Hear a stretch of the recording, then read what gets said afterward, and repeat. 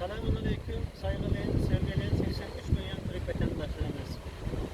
Biz 5 gündür Türkiye'deki Giresun, şehri Dereli ilçesinde, bir su felaket olan yerde 5 gündür burada bakanlarımız var. Sayın İçişleri Bakanımız Süleyman Soylu başta olmak üzere 5 bakanımız beraber burada her gün geçmiş olsun ziyaretinde bulunduk. Türkiye'nin ne kadar güçlü devlet geldiğini kendi gözümüzü gördük. Hem buna da şahitlik ettik. Bakın, 5 gün önce buralar çok kötüydü. Bak, yol yürümek çok zor idi.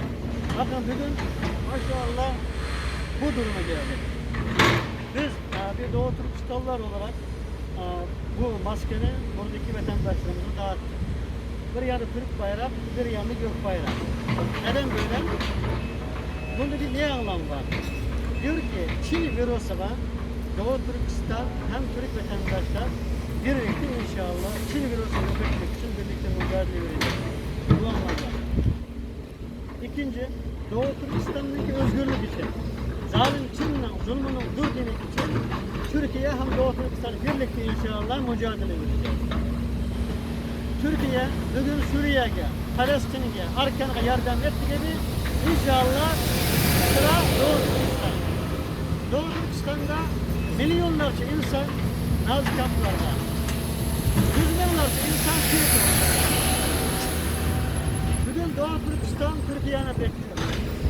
Türkiye liderimiz Recep Tayyip Erdoğan başta olmak üzere bakanlarımız 83 milyon Türk vatandaşlarımızı bekliyor.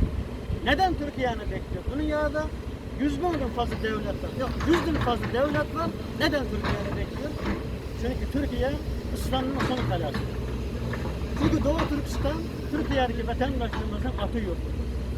Doğu Türkistan'dakiler Türkiye'dekilerin kan kardeş hem din kardeş. Allah rızası için Doğu Türkistan için dua etmenizi rica ediyoruz. Biz bugün burada bu maskeyi dağıttık ama yetişmedi.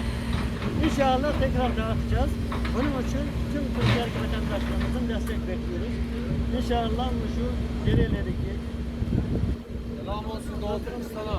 herkese inşallah dağıtacağız inşallah. Bunun için herkesin dua sana, destek ihtiyacımız var. Selamun Aleyküm ve Rahmetullah. Allah berekat versin.